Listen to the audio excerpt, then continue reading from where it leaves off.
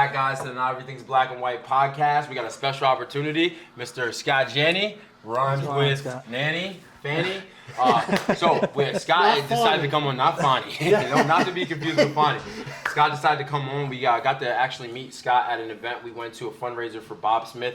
I thought Scott was so great, energetic, and not a career politician was his catchphrase, and that's what we're looking for. So, with no further ado, Scott, appreciate you coming on. If you want to share with the audience, give us a little background on what you're running for. Thanks a lot, John. So Scott Janney, like John said, it rhymes with Annie. It's Janney.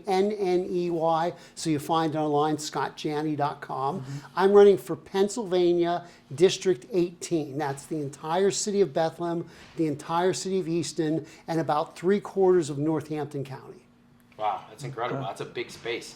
Yeah, so listen, the one thing we always like to start with the candidates is kind of giving a little background. I remember from the little clip we did and the interaction that we had, the one thing I can remember about you is you had a pretty impressive resume. So I think it's important right now in town we get a lot of people who just get pushed right through. Right. There's a D on there, it's blue, they get it. Yep. There's not a lot of merit. We like people that have worked in the private sector, mm-hmm. as well as some of the spaces that you worked in and have been successful, right? Like, I don't know how you can do a job or be a politician, state level, federal level, school board, anything without a background or a resume of some success. So if you want to just give us a little bit of background on some of the things that you worked on in the past. Sure. So the last 5 years I worked for what I call the most trusted charity, everybody calls the most trusted charity in America, the Salvation Army. And I'm a fundraiser for the Salvation Army. And it's a lot easier to raise money for somebody like that than for just about anybody else. Yeah. But when I got there during COVID, I got there at the beginning of fiscal year 21, our goal for the year was $48.2 million. Wow. And a couple of years later, they said you should double that. And that's just the new plan gifts. That's not what's coming in the door. Which sounds like an ambitious goal to me. Is that yeah, is that it is true? An ambitious goal. Okay. So we were supposed to double it by fiscal year 27.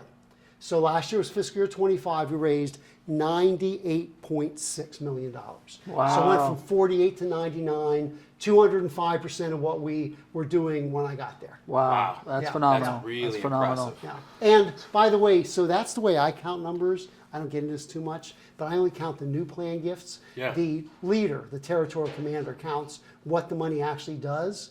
And he says in the last 5 years, I provided $1 billion to help homelessness, to build new shelters, to help addiction. It's like, so it's a lot more than what we actually count is what actually gets to the mission. You're giving us the soft numbers on that. Yeah. Wow. Wow, that's phenomenal. That's phenomenal. And you know, that has a lot to do, that's why someone like that's been successful in that area, I mean, that is what you want in your politicians, right? Mm-hmm. Because someone that's going to, he just helped people in the community. It's literally what he did. Yeah. That's what being a politician is supposed to be about. You're supposed to help your constituents. It's not about growing the bureaucracy. It's not about hiring 50 administrators. It's not about all these type of things that politics has turned into.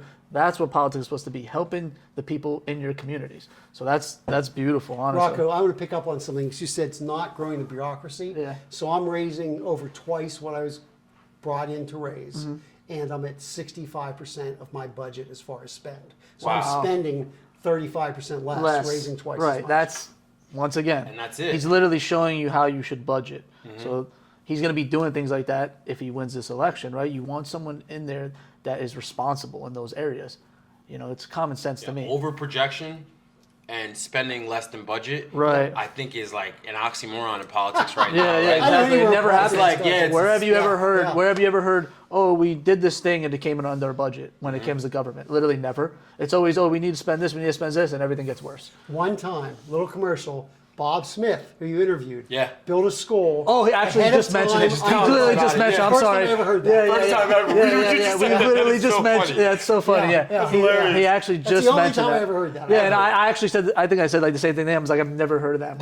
I told him to prove it. I couldn't believe it. I was like, show us the numbers, buddy. Yeah, exactly. We need to see the numbers. It blew his mind. It's ironic that just came up because I know how it works with these particular programs, right? And it's even in the nonprofit space. They think, okay, the thought process is, okay, we don't want to spend less because then the following year or whenever their adjustments are made, then they may reevaluate it, which I don't think is the proper way to look at it, right? I think that's when we get into the issue. So being able to complete any project under budget is, like I said, it's non-existent within politics. So the fact that that's your approach, right, and that you don't have the politician mindset right. is the reason why, like I Right, said, you wanted to really have you want someone in these positions that sees that money like their own money, whereas a lot of these politicians don't see that money as they don't care because it's not their money. Yeah. They're spending your money, so they feel like it's an endless budget at the end of the day. That's why it always gets increased. That's why everything gets increased, and that's why they'll fight for the same things they did. Like, not to try to bring it up, but Bob mentioned Allentown School District was third in spending, and the third worst with test results. I can believe it. I'm like, That's a shame. if you're spending that much money, it's obviously not going to the kids. If they're the third worst, it's going to administrators, it's going to Layers of superintendents, it's going to bureaucracy. We don't want that anymore. We And don't want don't that you have a anymore. duty to those kids? That's what I'm saying. Yeah. And you know, a lot of those kids are trapped. Like if you're you're on the main line Philadelphia, and you have a lousy school, which they have great schools. Yeah. You're in the main line Philadelphia. Most of the people who need extra help can afford to pay for it. There you go. Private school. Most of the people in Allentown School District can't afford to pay for extra. Right. Absolutely, yeah, to outsource those kind of things. That's in why- fact, my own life. So I went to a suburban school district, but when I was in third grade, I didn't tell you this. When I was in third grade, I couldn't read. Okay, not I read that. below level. I read that thing in your bio. Go ahead. Yeah. So not below level. I was one of those kids, and people who can't read can do this. Yeah. Everybody thought I could read. Yeah. But I listened really well. In fact, still, when I hear somebody talk, I hear them say it twice because I would hear things. I would From adapting repeat it. at that I would time. repeat it in my head, and I still do. Wow. But I could not read at all. So I had high IQ, really high math scores, D's in reading and F's in writing. Wow. Wow. And my mom disagreed with the administration of the school. They wanted to hold me back. When we do third grade twice. That's sometimes devastating to a boy. To anybody, but Correct. especially to a boy. Somebody that failed first grade, it was devastating. Okay, yeah, so Yeah, you I know never got exactly over that. that. Yeah, I get it. Yeah, so they would do that to me in third grade. My mom said no. My summer between third and fourth grade, every morning, my mom got me into the car, drove me across the river to another town. Wow. And I sat in this room with like just a screen and me, and it was like one letter at a time, and then one word at a time, and then one line at a time. Wow. And spent the whole summer watching words get lit up on a screen. Best summer of my Nice to life. get back on pace. I mean, incredible. you know what it did. Yeah, this is before the No Child Left Behind situation. Yeah, so but they it's would something left I've me experienced behind my as well. mom. But the fact of the matter is, most of the teachers love the kids. Yeah. I mean, my teacher loved all the kids, Yeah. but my mom loved me. Right. Just the allocation. She gave of you that resources. support. especially in the area that you're in, the area that it encompasses. I think that it's such a great area with so much potential. And I think the politics that are currently there, I think there's some things they do right? But Oh, yeah. I think the fiscal responsibility is a big part of it. So, I mean, we always like to ask our candidates. I know you sent us some stuff prior, so there was a list of 10 that you had. What are some of the main goals that you see if you are elected? What's like one of the main priorities that things you want to nail. You know, trying to make it memorable. Yeah. I picked 3 because Yeah. everybody picks 3. I agree. That's a good number. You know I'm a preacher too. So Yeah. I'm an ordained Presbyterian minister. That's part of my background. So if it's 4 points, I forget the 4th one. So I have an acronym too, SPC. SPC. And SPC, if you look it up on your phone, stands for Storm Prediction Center. Okay, you're It's teaching me something. It's something they put there to tell you there's a storm coming.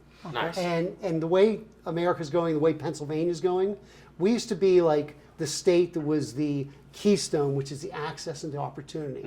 Now we're the state where people are leaving the generally blue states, where they're really high taxes and really poor services, and going to red states. That's migration. That's it. Okay, we're now beside New York and New Jersey, and we're actually still losing people, even though people are moving in here. Makes sense. Yeah, I mean, so- and they make more there, right? Like, Yeah, they make more The and they pay wages more are lower taxes. here, and we're catching up to them on pace with a lot of the taxes. So we're getting lower salaries. We're getting the same taxes they do. There you go. Yeah, and gas tax. But anyway, so SPC, stronger economy. Okay, the country right now. I just wrote something for a professional magazine, and it's a liberal leaning. Plan giving and fundraisers in general are more liberal. They're dealing with other people's money. Yeah. Okay. But they all believe that the tariffs are going to be horrible, national. And what we're seeing, the tariffs are really helping because they're building I agree. factories here now. So that's going on nationwide. Is Pennsylvania going to participate in it, or are we going to not? Yeah. So at the state level, we want Pennsylvania to participate in this great economy. We want Absolutely. Pennsylvania to be one of those low tax states. Yeah. The next one, SP. P. SP. So Well, we P. made it an acronym. It's good. I'm keeping up. P is Pennsylvania Energy. Mm-hmm. We have like so much energy under us, but we joined this thing. My opponent in 2020 and 2021, when she was on the Energy Committee in the state, which is one of the committees that they have in the Senate, she really pushed for this thing called, it's another acronym, but RGGI, Regional Greenhouse Gas Initiative. What that means is Pennsylvania's going to no longer control its own energy. We're going to let New York, New Jersey, all of New England have a vote on what we do with our energy. Thumbs down to that Okay, already. Why would you want that? Yeah, thumbs down to that already. Well, what do you think? Have you guys noticed anything change in your electric bill in the last couple of months? Correct. Yeah. Well, Yeah. that's one of the reasons, not the whole reason. Yeah. Yeah, I attributed it to, I know, which I don't know how much we're affected by it yet, but the data centers. Right? Data centers Right. too, So yes. so that's even excluded from that. Right, That's another right. thing to keep in mind. What you're Right. talking about is not even necessarily connected to that. Actually, there's something about data centers that, and we have politicians that are I'm pro concerned data about it. centers, anti. Yeah. So, what we need to do on a government level is not say no data centers. Yeah. I think that's the wrong decision because we need it for national security. It's where jobs are going in the future. Yeah. Would you rather have a warehouse that employs 5 people or a data center employs 40 people? Yeah. Maybe you don't want either, but if you have the choice between the two. Yeah, you don't want to be excluded from where things are headed, right? Right. But the two things they take that are worst, they take electricity and they take water. Right. Okay, you have a radiator in your car. Okay, when's the last time you put a gallon of water in your radiator? Yeah. Literally. Okay, there are closed systems. So if we force them to have closed systems, that solves the water problem. There we go. I like it. And Yeah. also, there's ways you could generate power. So I'm a Republican. I don't know if you have many Republicans here who can say this. My yard has a 10.5 kilowatt solar array. Oh, yeah, there we go. See? So you're big Look for at solar. that. Yeah. So now solar, it's dark at night, doesn't do anything. It just gives to the grid and takes back from the grid. So I don't have any batteries to go off grid. But Well, Rocco drives a Tesla, not to interject. So Okay. I guess I'm the last dirty Republican. I'm not doing anything. No with clean that. energy. Hey, we gotta get a Tesla. I'm falling behind here. yeah, but don't tell me to put little skinny tires on my big No, I Jeep. can't do that. So I had to interject. I'm feeling bad about myself. Man, yeah. I gotta catch up here. Right. He's got solar. I'm missing out. And I totally lost my things. SPCC is Yeah. Citizens First. And the thing I told you the other night really resonates with people. I've repeated it a couple times. Yeah. If you're arrested by a police officer in one of our local communities, you're suspected of a crime. And an illegal alien who's here illegal, who's broken rules, who's on their watch list, is also arrested the same time for the same thing. One of them gets treated worse than the other. Which is it? It's him. Yeah. Because he's a citizen, he gets put in our county prison. In either Lehigh or Northampton County, they will accept a county a citizen in the county prison and keep him there. Wow. If you're an illegal alien, they set you free back in the community like that. And these are the kind of things that don't come up, right? People get very triggered when it's presented at the national level, and we talk about it all the time. It bleeds down. Yep. And then the actual ramifications of some of these things people are unaware of. Like something like that, I think if you told the average person, they'd be a lot more hesitant to pull the trigger on supporting policy that falls in that line. Right. And for a while, it was something where we can ignore. But I just went to a meeting over here, and I'm sure you guys are in the same situation, where they're trying to push initiatives, and a lot of them are ornamental. They don't actually functionally do anything as of yet because they don't supersede the federal guidelines. Right. But as time goes on and we keep pushing and pushing and pushing, these are things that could affect people at close range. And Absolutely. I'm sure Bethlehem and Eastern areas is following suit because I see it's kind of popping up everywhere. They're making these policies that don't necessarily mean anything, and they kind of cow tip to the people who are interested in far left progressive politics. But there's ramifications for that. And to be honest, a lot of times there's tax ramifications for these things. Oh, yeah. So these are concerns. And those are things that, I think the average person watching is not going to be aware of that. From national to local, national, Democrats are shutting down the government, and they're shutting down. They're against a bill that doesn't actually fund ICE because ICE gets funded anyway. Yeah. It defunds Department of Health. 2030 or something. Yeah, that money is not it's all affected propaganda. by what they're doing. It's propaganda. So they're doing this big thing to make a show. It doesn't affect what they say they're against, but it affects people in a lot of other ways. Mentally. Locally, Lehigh County shut down an office with a federal contract because they said, oh, we're shutting down ICE. Okay, it didn't have ICE in it. It had a department to stop human trafficking. So they shut down the federal human trafficking department. They didn't shut it down. They worked out of a van or something like that. Yeah. But they kicked them out of the office because they were mad at ICE. Well, That's you know, scary. the federal government's a little bigger than just ICE. Yeah. Sounds a little fascist to me. Yeah. And a lot of people. Yeah. You're educating me here. You know, I a lot of wasn't people aware don't of know that. this too. ICE are the #1 people that arrest human traffickers. Yeah. Totally. People don't even know that. Yeah. So you're against. So wait, you're all for the Epstein stuff that's going on right now. Yeah, Well, none of you cared. pedophiles. None of you cared about it until recently, right? We were talking about it in like 2014. Yep. But anyway, none of you cared about the Epstein stuff, right? Until now. But in the same breath, you're against ICE, who's the #1 people that arrest human traffickers. Yeah. So you don't really care about child trafficking. You don't really care about that at all. And even to touch on the border, under Joe Biden, 300,000 children went missing across the border. You didn't care about that either. So stop acting like you care about things just because the media's telling you to care That's about a it. mind-blowing thing, right? And it's like, Yeah, if, yeah. even zooming out, statistically, right, you can't deny with the numbers. They are the ones that are the mechanism, the main mechanism in which stop these things from happening. Forget about the drugs, right? That's a whole nother category. right. The fentanyl epidemic that yeah. obviously is been contributed from Boatloads illegal of it. migration. Yeah, it's like, but the human trafficking element to it is like, that's the #1 mechanism we have to stop that thing. So you can't pick and choose, and you can't get caught up in sensationalized politics. You really got to think about things from a functional perspective. So right, yeah. I appreciate you sharing that with me because that was news to me.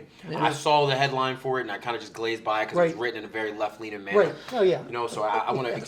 Yeah, you're reading the Take in morning things. call. You got to Yeah, find it's like, somebody else. What were they really going? What's Yeah, that? well, what's the truth, Yeah, right? It's right. like, and that's why we do what we do, right? That's why platforms Yeah. like this. Oh, so glad. Yeah. You know, a lot of people like me didn't have a voice because we'd be shut down. Exactly. Guys like you Yeah. are, I mean, you're not as big as them, but people, if they're smart enough, they care enough Yeah. to try to read both sides. I mean, go ahead and read the liberal side, but hear the other side too.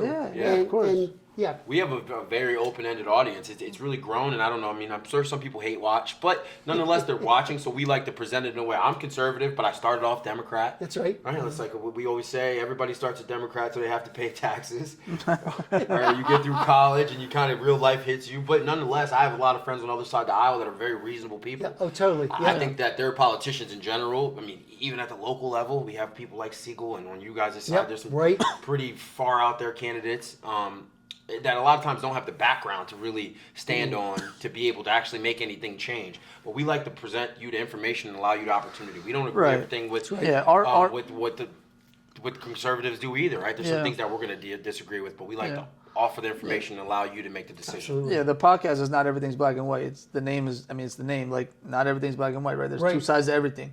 Everything has context. Things have nuance. You know what I mean? Explains You don't. gray It's area. not just these guys are the good guys. These are the bad guys. That's a lot how I feel like growing up. Same as him, right? I grew up Democrat, but I mean, I wasn't into politics, but I was just automatically Democrat because my whole life growing up, I was propagandized to just think Republicans are the bad guys, Democrats Yep. are the good guys, Yep. because that's all you hear from the national media. Totally. That's Totally. it. You know what I mean? Unless you find some, like you said, a podcast or something. Now, podcast is bigger than national media, so it doesn't matter. True. That's why they're so angry. That's why they look how Yeah. hard they tried to shut down podcasts Oh. for years.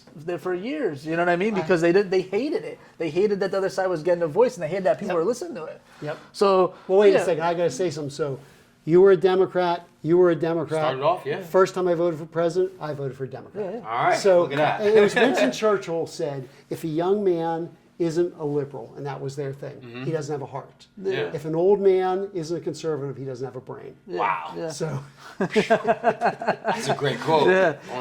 That's going to be the name of the episode. That's actually a great quote. I don't know how that #1 trickled in. I don't know if I ever heard that yet. Yeah. Wow. Yeah.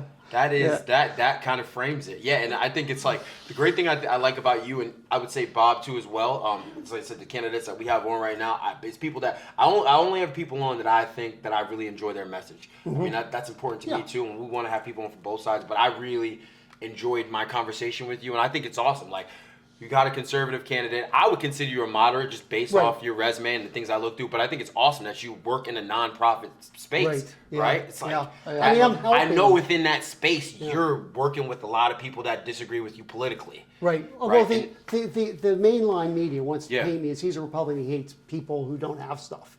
it's like It's fundamentally not true. it's like you can't. I don't think you could say it about me, but Yeah. it's obviously not true. Yeah, no, it's I think that's like a Superman cape for you. The fact that you worked in that space. It's like, you know what I mean. You're not some country club guy that's going out there and you're just taking.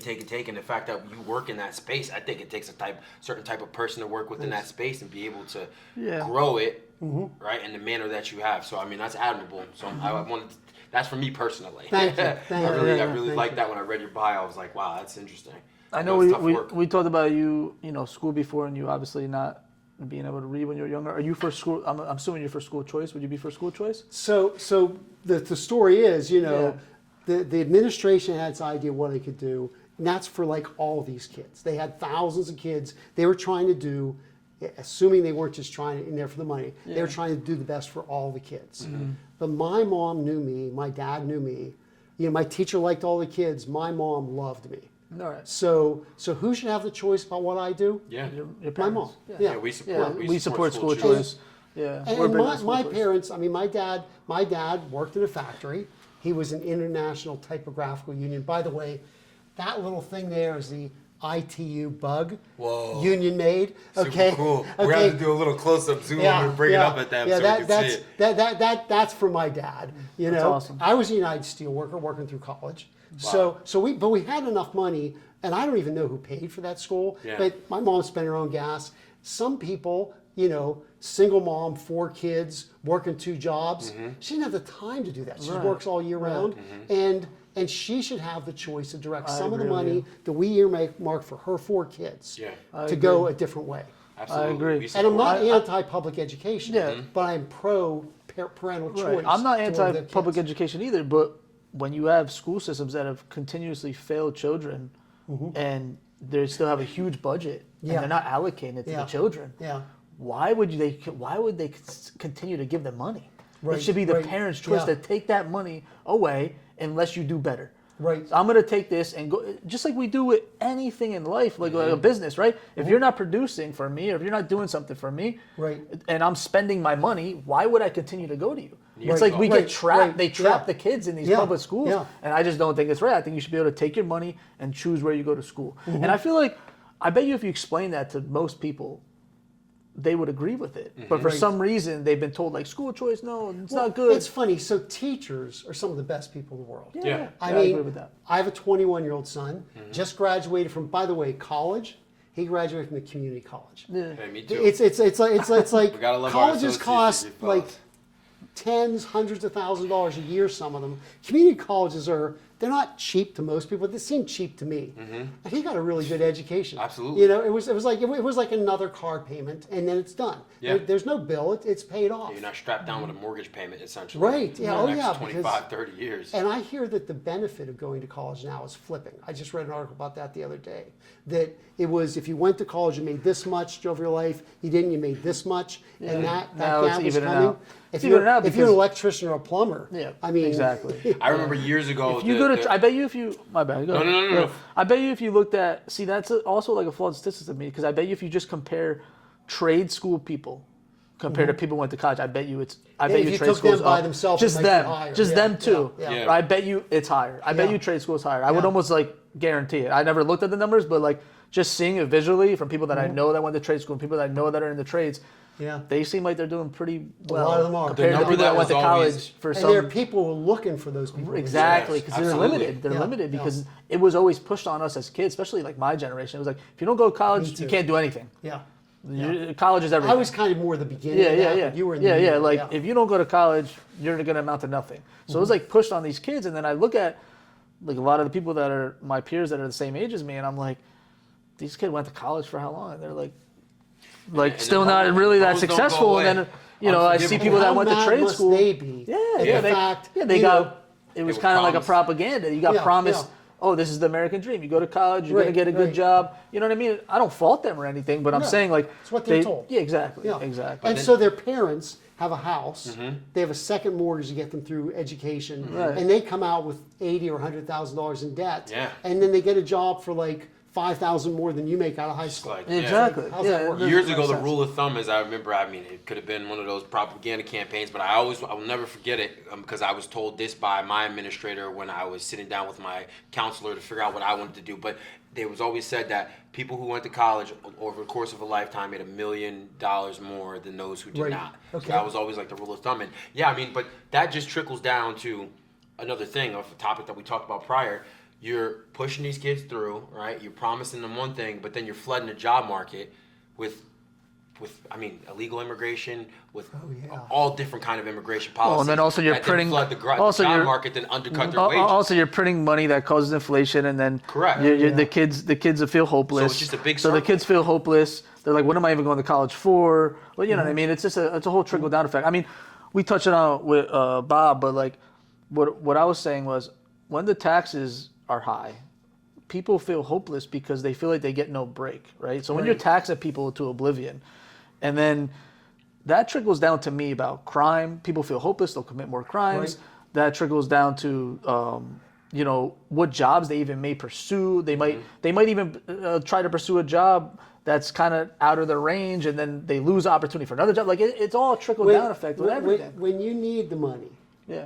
and you need this much money, you'll take the job that pays that much money. You might love doing something that pays 80% that. Right. But you have a $100,000 mortgage from your education, Right. you have to take the other way. Yeah, one poor policy, right? When it's really badly done, and to be honest, I mean, I I wish try to we reach had across the aisle. one poor policy. Yeah, it's everything. But it's one when it's really poor. It really is a Government's literally trickle down everything. effect, and that's what I think has kind of happened. Democrats, I feel like, abandoned, right? I feel like they completely abandoned policy, and now it's sensationalized politics. And it's a herd mentality, and it's slogans, and it's a ton of different things, marketing, mechanics, but a lot of it's not good policies, and it's not Let me make fiscally one responsible. distinction, Yes. because people, there's a blogger on the other side who makes fun of me for using this. Oh, we got to word. address it. Okay. Yeah, look at the camera when you say it. Democrat elites. People hate, and then people say all Democrats aren't elites. I'm not saying all Democrats are elites. A lot of Democrats are those kids that got tricked into going for a degree that doesn't give them the money. I mean, some of these degrees don't pay more, and they have the large mortgage. The Democrat voters believe one thing, and the Democrat elites are supposed to be lockstep on another way. So a lot of times, things like, if you ask the question, should a citizen go to prison where an illegal alien gets set free? Well, that's 80, 90, 95% of the people are going to say, no, that shouldn't happen. But 99% of the elected Democrats, there's one who breaks against the current. Fetterman? Fetterman. Yeah. He's like the only one. And that's it. That's it now. But he's the only one that hasn't become a rubber stamp. Right. He's really the only one, which I commend him for. And he gets, Should we gets have- hate for it. Yeah, no, it's crazy. Should you have to have an ID to vote? I wanted to touch on that. Okay. With you. Okay. How many Democrats voted against that? 80-20 198. issue. Yeah. But it was 198 to 5 in the House of Representatives. Okay, so that's 90%.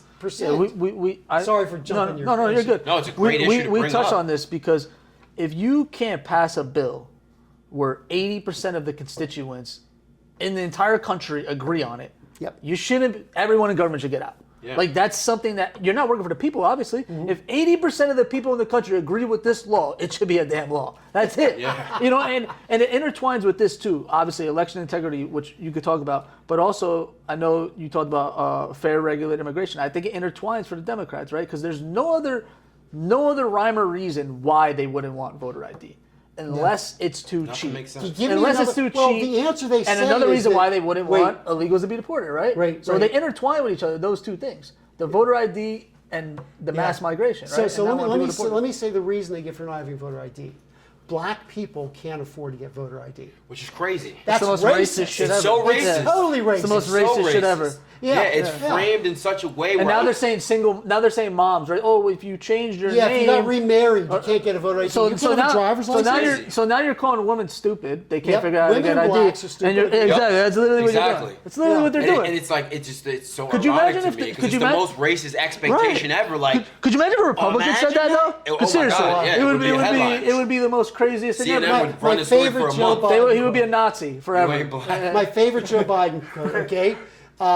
poor kids are just as smart as white kids. Yeah. I remember when he said that, it almost got me. I said, huh? Yeah. That one, and if you what is it? If you don't vote for me, you're not black. Well, that's another good I one. said, put it on the T-shirt, buddy. I mean, it's you ain't black. yeah, you ain't black. Yeah, because you got He to had to talk put his about accent. yeah. He's got. But I wanted your opinion. Obviously, you agree with voter ID, so and fair regular immigration. So those are things that Well, you. by the way, support. voter ID. They're trying to make a national law about it, but the Constitution makes it a state issue. Right. So if you believe in voter ID, and you want somebody for Congress, somebody for President of the United States, that has a certain amount of impact on it. But the real impact is at the state level. Right. Yeah. So you need Because to the vote people. state- So you need to vote people in like you that believe in voter ID. Me and Bob. Yeah. Right. Exactly. Yeah. Okay. So yeah. So he And believes in by the voter way, ID. there's Pilar Campisi in Easton. There's Joe Poplowski in Bethlehem, who are running for state rep. And there's me at both those cities. Yeah, you know what I want to do though. I mean, and maybe, like we never want you to be disparaging towards your competition, but if you want, we do like to draw contrast, right? So, the people that you're running against, and I know it's kind of a little early, so the competition's a little wider and it'll narrow down once things get a little closer, I'm sure. Yeah. But is there any contrast that you want to draw or go over that? Because I always think it's important for voters to hear that. Yeah, exactly. The What's the Democrats difference between you locally and our don't party? run campaigns. Yeah. Right. This is a unique experience, and for Right. now we have it. Eventually Right. they'll probably copy Yeah. us. But the Democrats locally, they don't really do a whole lot. Well, they for don't the most talk. part. No. They don't talk because they just get voted in. Yeah. Because a lot of Right, people vote blue no matter who. But that's why our whole thing here is we're trying to give a voice to, people that Right, run for local right. offices to try to reach out, Yeah. have outreach to these voters and speak on these things.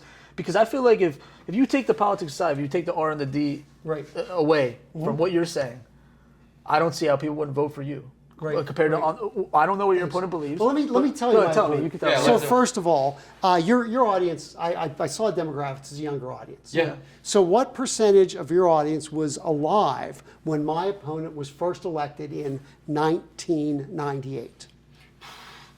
Probably. Yeah, we're like 25 to 42 Yeah, is the yeah, range. not many, So and even if they that- were alive, they if you didn't know what took was going off- on Yeah, if you politically. took off that whole Yeah, group, yeah. Yeah, a yeah. quarter, 30%. Even- She was a state rep in 1994. This Career current politician. job since 1998. A year it started with one in the 19th Wow. century, in the 20th century, 1900s. Okay. And of the people, there are lists. I didn't get the current list yet, but there are lists of who spends the most. There's an acronym you reminded me of earlier, and the acronym is OPM.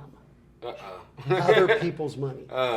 So when you drive to Democrats' Harrisburg, favorite drug. Not OPP, guys. Not OPP. Yeah, not OPP, OPM. OPM. Yeah, jeez so, Louise. not opium. OPM. Oh, Lord. So OPM. When you're a state rep or a state senator, you drive to Harrisburg. You're required to. that. It makes sense. You drive. You use your gas. You eat there. You get a hotel there. Whatever. You can turn in your receipts. But if you don't want to turn your receipts, you can turn this something called per diem. And it's like I might have spent $5, but it's a $98 a day, so I'm going to turn in my per diem. She has been constantly, for this entire century, at the near or at the top of the list of people who take the per diem. Wow. Is So- there a cap on something like that? Well, it's Or so it's much just per day. turn in your and it's- receipts. any day you go to Harrisburg, you can turn your per diem. Wow. Yeah. That's scary stuff. That's stuff where like I would have never known. That's like very Yeah. granular part of the Right. politics where Yeah, it's you like gotta, like, It's a not real- a talking whole about- lot of money, but if let's she bring does that forward. that. So we're talking about a lady, right, who's on there. Pascola is her name. Yeah, there you go. Her. And every single time she's is the top percentile of people who are per diem, which I think we all know what that is, but she is the highest list of people that are turning their receipts. Yep, So yep. And as late as She's eating steak. 2024, I'm gonna she make was an one of the assumption. few Uh-huh. that had a leased vehicle by the state. Wow. Wow. Now, she's somebody for other reasons might not be supposed to drive, but it's not, but I'm not going to yeah, So- she's getting so drunk you're- off the OPM. So basically, your choice is a career politician who is obviously spending your tax money, and nothing has gotten better in your district really since then. So that's basically. So he's the contrast to it, right? Right. He's for lowering your taxes, right? Yep, definitely, Obviously. definitely. Yeah. And there's actually one of those people that you try to get on their list, and one of the pledges you have to take is that I will not vote for a net increase in taxes. Like one tax goes up, the other has to go down Yeah. by at least as much. Yeah, and that's really important. I think we're heading into such a, especially in your area. Your area is nice. There's affluent pockets of that, Yep. and the tax climate, man, the increasing tax climate. That's one of the things that's like, I bring that up every week. Whatever, regardless of who we have on, what's going on at the national level, because I see it. I work in banking, and I have clients that definitively, despite my expertise, I have no plan because the taxes are just going to eventually, like when Social Security or their income's only increasing on a 2% rate, and taxes, like in EMEA specifically, 26%. There's no budget plan for that with people who are on fixed income. They had So 26%. that's one of my biggest. They had And the 26%. current state budget, I mean, it increases more than the tax base is going up. It's just And one of the things he wants to do, Shapiro, governor, wants to borrow $1 billion. Well, how much is that going to cost? And I might be dead by the time it's paid off. Yeah, Right. what They interest don't rate? care. They Yeah, don't care. yeah. You're the lady who's been in office since 1994 or 1998, whatever you said. Both. 94 is a rep, 98 is a Okay, so senator. 94, since 94, you think she cares about borrowing $1 billion and not? She's never going to pay it back. When Who we cares? figured it out, you become drunk off the OPM. Other people's money. I'm convinced that's put it on a T-shirt because man, that really got me fired up a little So bit. basically, you support lower taxes, Yep. right? Yep. You're for voter ID. Definitely. You're for responsible energy production, right? Yes. You want us to, because like you I mean, said, so our Pennsylvania. state, I mean, Yeah. it's not the gleaming jewel of nuclear energy, but we Yeah. shut down 3 Mile Island. Right. Yeah. right. Okay, you can't still just have flick plenty a of switch energy, and start yeah. it tomorrow. Right. It takes years to get that thing back up. Yeah, the infrastructure for that. Yeah, Yeah, definitely. Yeah. But and it's like we didn't shut it down because we had enough windmills and solar to replace it. Right. No, we just hope that someday in the Green New Deal, when they talk about how the energy is going to be replaced, it's going to be replaced with renewables like solar, wind, and technologies that have not yet been developed. Right. Right. is How that can- what they describe that's it what it as? says. Technologies that have not been developed. Like Right. that's stupid. Right. It I really mean, is. that's yeah. Right. For nothing though. Just to like tax you more. Really, that's really what the new Green Deal was. It was tax you more, regulate you to death, take more money out of your pocket, and what did you get for it? Yeah, and You got it- higher it- bills. You got it higher funneled- it bills. funneled- You got higher bills and less energy production. And Great, the thing good that- job. The thing Yeah. that bothers me is the people that propose it are the same people that say that they are looking for minority communities, right? And Yeah. No, it hurts less you. fortunate communities. There's plenty of people, right? If we go up 7th Street, we're not far from it. How many of those people can afford to transition into that? Exactly. The solar, Have a right? It's nice to be able to 30-40% do it. increase in Yeah, heating their the house, yeah. vehicles, right? And, Yeah. and the EVs Yeah. and things of that nature. same These are people people- that already don't have the resources. They got to Right. decide Right, to between rent handle and what they have food. now. Now they got Right. rent, That's food, scary. and higher energy. Right, Yeah. they're the So they same got people three who are things like, to yeah, decide we're for between. these constituents of people, and they're literally every policy they do literally hurts those people. detrimental. Literally every single policy. And it's not even just like a certain constituent; it's just the entire middle class. It's just the entire average American. Period. Yep. They say they're for them, and they're not. Every policy they put forth is literally just another tax to take money away from you, right? And to overregulate everything, and then to blow up the government even more. Then all of a sudden they need to hire 10 other people to fix the issue they created. That's literally the government. Like honestly, you at the said end of one the day. time before, and So I you- love that line: eviscerate the middle class. Yeah, That- yeah. That's Yeah, yeah. essentially Yeah. the goal. Yeah. Yeah. Which is So sad. you want people like Janney in there, rhymes with Annie. You want him in there. You want him in there because, I mean, look what he did with the Salvation Army, right? Salvation Army. Yes. Yeah. I mean, And- he go ahead. You can touch on The it. views of the candidate may or may not be the views of the Salvation Army. Correct. Yeah, Yep. yeah. Stamp that. There you go. Yeah. But what he did in that position, right? He budgeted it, right? Because he acted and he provided billions of dollars to people in the community. That's And so- literally what a politician is supposed to do. They're not supposed to go up there and say, sensationalize things. They're not supposed to go up there and make everyone an enemy and put people against each other. They're literally supposed to do things for the people in the community. While So- protecting the purse. not the career politician he's running against. Obviously, what has she done for the community? He's done things for the community. Who would you rather have? It's really not that difficult, right? When you look at it, like I said, you take the D and the R away, and you look at what he's saying and what he's done in his life and the success he's had, and you look at what she's done as a career politician, that's probably contributed nothing and had no success out of being a career politician, which literally does nothing but take money from constituents, right? Absolutely. So who are you really going to vote for? Why would it be her again? What has she done for you? Instead of someone that's brand new, someone that's successful. It doesn't make any sense to me. Yeah. So OPM. Well, Scott, listen. We want to reiterate right before we close out. I want to reiterate with our voters. I want you to go through when they can vote on for you, right, and then send us off with a message directly to the people that are going to be voting for you because we really like you, right? Yeah, And thank that's the thing. I you. think Rocco Thank you. makes a great point. Yeah. In this case, it's definitely that. It's not maybe always definitive, but we got a career politician. We got someone who we know what their ingredients, what the recipe is. Right. What It's going to be you're the get. same status quo. You don't want that. OPM. Don't Yep, forget it. yep. And we got somebody who has had the track record of doing the exact opposite, making it work and reaching down and all your policies and all the things, just reading through. We only got to touch on 3 of them. I think those are a great 3 topics. Yeah. But that's an 80-20 issue, right? Right. Yeah, yeah. That's what people want. And it's Right. scary that, especially in Harrisburg right now, that there's 80-20 issues that are being voted in the opposite direction. I mean, the whole last election at the national level, federal, was this is a vote for democracy. And I just don't think we're getting that. Pennsylvania is No, it's definitely opposite, no. experiencing where, and like someone like Fetterman who goes against it, you see Yeah, kind of the yeah. backlash. he Backlash. gets. Yeah. He's a Republican now. Right, No, right, Fetterman yeah. is No, he's just voting Democrat. common sense. He's Voting what we common remember sense. as common Right, sense. that's our little slogan, common Common sense. sense. So Yeah, if we yeah, can yeah. get you and Bob, Right? Well, Bob's earlier than me. Yeah. Bob is February 24th. It's actually but man, the boy, election. would that be a Yeah, nice yeah, back-to-back yeah. tandem. Yeah, so give your closing Yeah, statement to no. the audience. Yeah. Tell Okay. us- Close us out. Well, Yeah. first I want to talk the dates. Yeah. So between February 17th and March 10th, the third Tuesday in February, the second Tuesday in March, is the time to sign petitions for candidates. Find your local candidates you like. There are petition parties almost every night somewhere. And then the third Tuesday in May is the primary. And then the first Tuesday in November is the election. Awesome, which we will reiterate with them too. We're going to make sure we share that. This will go up, and I'm glad that we have a nice runway till then, so we'll remind them because we like participation in the primaries. And Right. to be honest, Republicans at the local level, we're not the best at that.